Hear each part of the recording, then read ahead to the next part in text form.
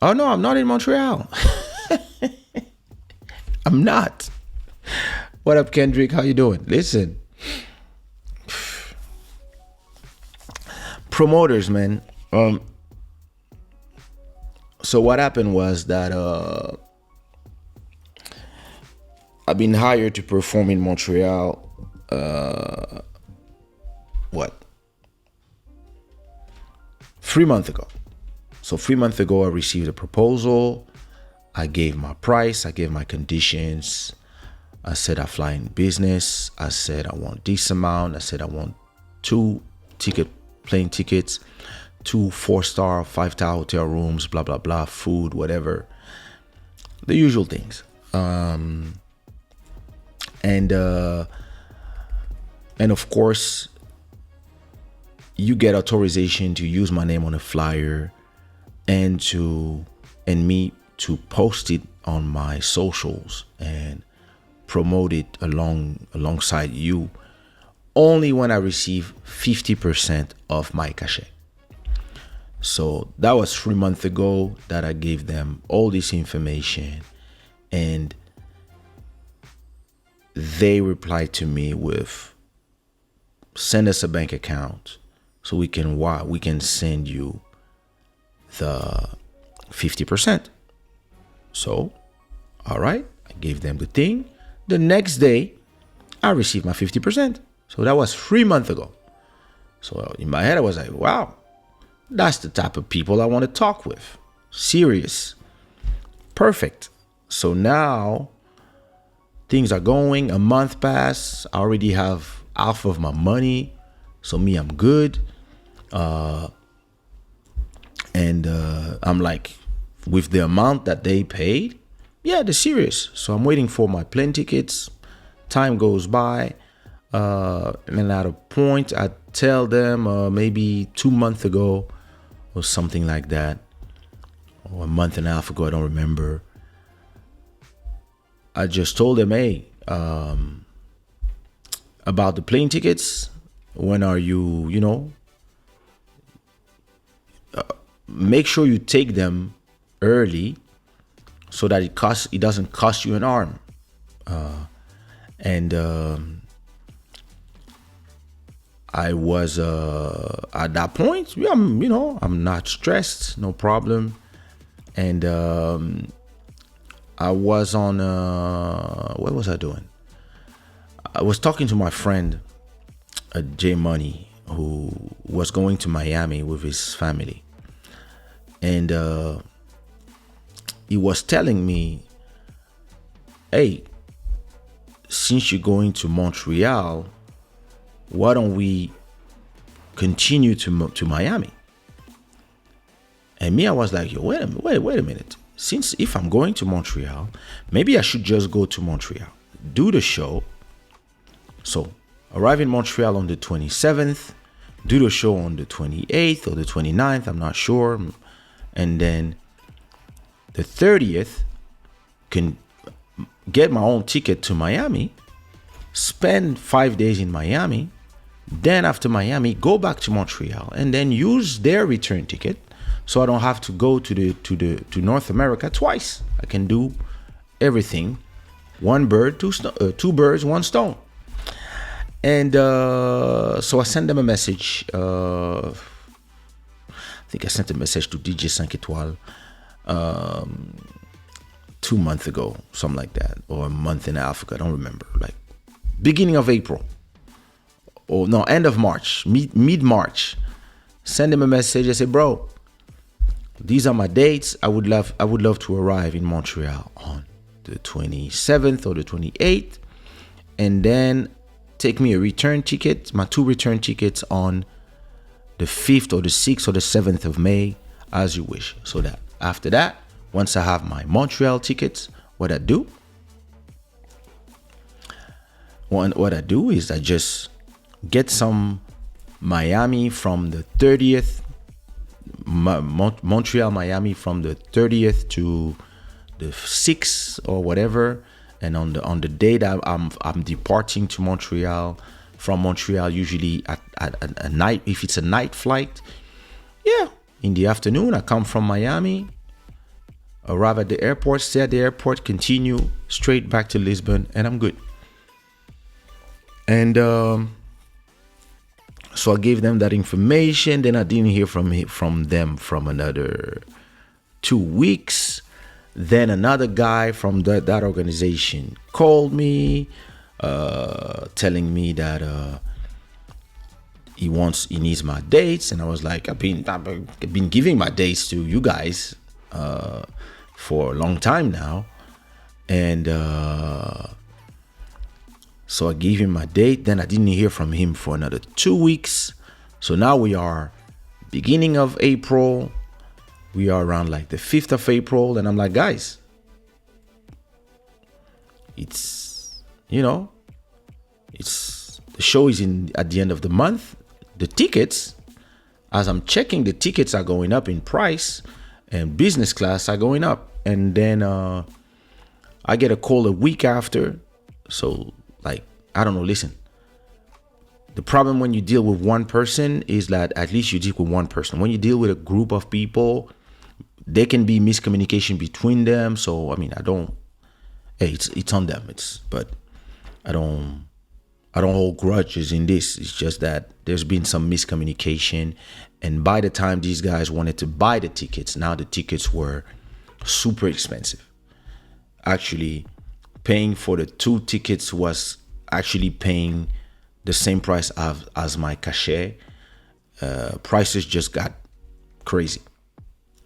So I'm trying to find solution with them on another company. But then these guys told me that they wanted to buy some economic tickets. I was like, no, that's not what's on the contract. If I'm going to work, I'm flying business. I'm sorry. It's in the contract that you signed. So we're trying to find a solution, and then another week passed, and now the tickets were even more expensive. And I was like, guys. So then I was like, okay, listen, I accept to fly in a lower class, like premium economy, but I'm not gonna give you the cachet that we accepted, because now you want to have a discount, and at the same time you want me to fly economy. So I'm sorry, I'm not gonna do that. So you're gonna have to pay the normal price for the show, and then maybe we can do an effort on the tickets. And then after that, if I want, I can upgrade myself or whatever, but I can do that effort, but you're going to do an effort as well. And then they were the one telling me, that guy understood what I was saying because they know it's their fault. But then the rest of his people were saying, yeah, listen, it's just becoming too expensive. So I was like, guys, listen, just let me know so I know, because I can do other things. And they decided that they didn't want to pay for the tickets at that price, and that I could keep my 50%. So to me, it was the same as if I just did a show in almost 2 shows in Portugal I got that money without doing nothing. So I was like, okay, guys, like, understand. They were like, yeah, we're really sorry, there's been miscommunications, whatever. I was like, listen, no problem on my side. If you guys want to work with me again, with pleasure.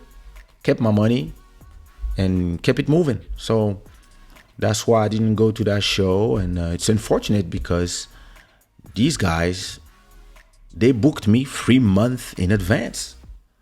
So when you book somebody 3 months in advance, you can just book the tickets at the same time, Because me wanting to use that time to go to Miami was my problem. They didn't need to wait for me to give them my dates. They could have booked the tickets straight and then give me the tickets, and I could have changed them myself. But for some reason, they booked me, they paid me my 50%, and then for 3 months the tickets, the business class tickets were so cheap when they booked me because it was 3 months in advance. I was looking at the prices for Air Canada to go there. It was nothing.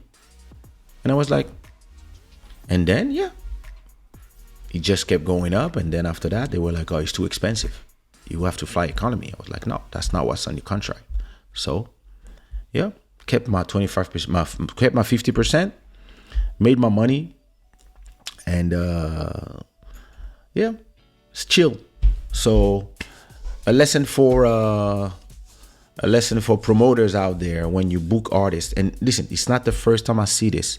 I had this guy in London who was always sending me the ticket in the last minute, and he was sending me EasyJet tickets when I was listen, the contract specified I fly Air France, and then the guy always wanted, he was like, oh, until the last minute we were like, where are the tickets, and then he would call you at 8 a.m. the day of the show telling you, yo, go to the airport now. You have to go to the airport at 11. Your flight is at 11. I'm like, it's 8 a.m. Yeah, you have to go now. And I'm like, okay, send the tickets. And when he sends you the tickets, it's EasyJet tickets. And you're like, and then he was like, yo, bro, where are you? I was like, I'm in my bed. Why are you in your bed? I said, because you are sending me some EasyJet tickets. Bro, you have to, but I said, bro, the contract says Air France. So when you have the Air France tickets, you call us. And they always try to, listen, I don't know what goes in the head of promoters. I'm not a promoter. I understand that you are trying to maximize the money you're going to make by spending less. But listen, this is something for me that I always see with our African brothers. When they want to hire their African brothers, they will want to pay them less. They will want to have them fly less. They will all that. They want to put you in bad hotels. But if my name was 50 Cent or some American artist, they don't even discuss. They pay whatever these people ask. They don't pay 50%. They pay 100% up front. And those people, they want to come with a private jet. They will pay the private jet. So of course, listen, I understand there's a market, and those people will bring 10,000 people in a club.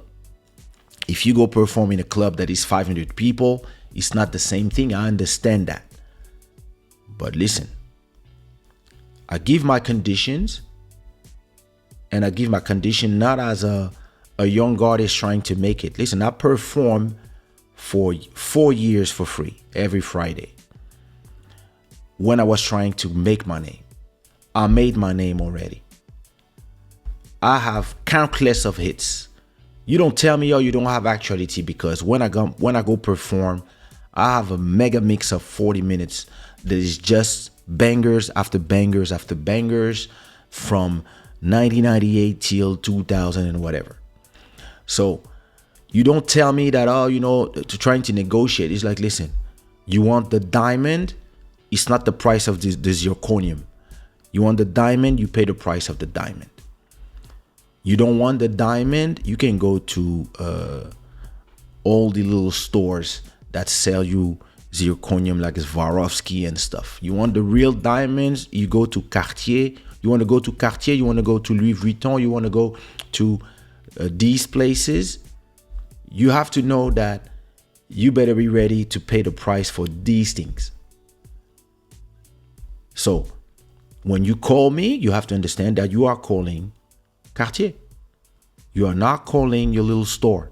So don't call me if you cannot pay me, or if you cannot understand what are my prices.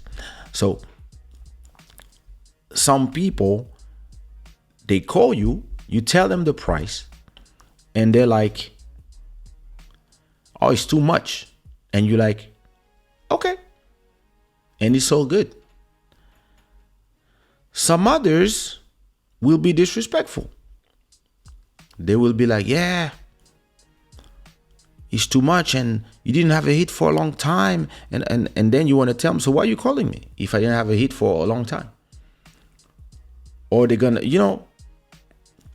and yeah, some people, they will try to use emotions to get you. They will try to tell you, yeah, your your fans are waiting. Oh my God, like, and you scared that the fans will hate you for not coming, and they play on that. And for me, I'm like, I had to learn, and the good thing, I had a great manager who she taught me to not be emotional about my business. And if you tell me the fans are waiting, I will reply to you, yeah, they're waiting for you to pay. So if you have a contract that writes, I want to fly from this company or that company, and I want to be in this hotel, you have to respect what's in the contract, and you have to send me my 50%. Once you send me my 50%, the contract says I'm going on stage after receiving the other 50%. Meaning that once I'm in the hotel, you either wire me the rest or pay me cash the rest. If you don't do that, I'm not leaving the hotel. Or if I don't have my 50%, I'm not entering the plane. Those are things that I learned to protect my business. Every single time that I went in the plane, because the guy was cool, because I worked with him before, or whatever excuse he had, every time I entered the plane without having my 50%, I got screwed. And I either performed for free or I went somewhere without performing. So, rule of thumbs, they want you somewhere. If your price is 1,000, let's put numbers in there, fake numbers. If your price is 1,000 for a show, if your price is 500 for a show, if your price is 100 for a show, before you accept of even putting a single flyer out, I want my 50%. And before you promote the show anywhere, I want my 50%. So at least if you fuck up, if you don't send me the right tickets, or if for whatever reason you cancel on me, I have my 500. And at least I didn't refuse another show and lose money from both. I have my 500, can buy myself something. And then once I'm there, I'm not leaving the hotel or touching the microphone unless I have the other 50%. Those are rules that I never betray. And I had that guy. That's my friend. He would call me all the time at the last minute. And he would be like, yeah, I have your tickets. You can go to the airport. And then I would look at the tickets and I would be like, bro, these are EasyJet tickets. So that's not what we ask you. And they're like, yeah, but the Air France tickets are expensive. I was like, yeah, you had a month to buy the Air France tickets, and now you want to buy them at the last minute. It's not my fault, it's your fault. And the Canada people, that's exactly what they said. They said, yeah, it's our fault. We fucked up. I was like, all right, okay. I'm keeping my 50%. So they could afford to pay 50% of the cachet and lost a gig for a ticket. Yeah. Listen, at a point, the prices of the tickets arrive at, because it was business class tickets, they arrived at the same price of the cachet. So for them, they preferred losing the 50%. So I was like, I respect, I understand that, but this is a waste of money. To me, those people wasted their money for, I don't know. This could have been done. Listen, if they took their tickets 3 months ago, it would have cost them, I think, something like, for business class tickets, something like 1,002 for both tickets. And Yeah, you know, plane tickets. The more you wait, listen. I'm gonna take my daughter to Disneyland in 2 months. I got my tickets already for the plane of me, my wife, my daughter, and I'm gonna buy tomorrow. I'm gonna buy my Disneyland tickets, and everything's gonna be ready. I don't want no surprises. I don't want no expensive tickets at the last minute and my daughter crying because I promised her that she was going to Disney. No, all that is done. I'm gonna take my I'm gonna take my hotel. I'm gonna take everything so that we're good.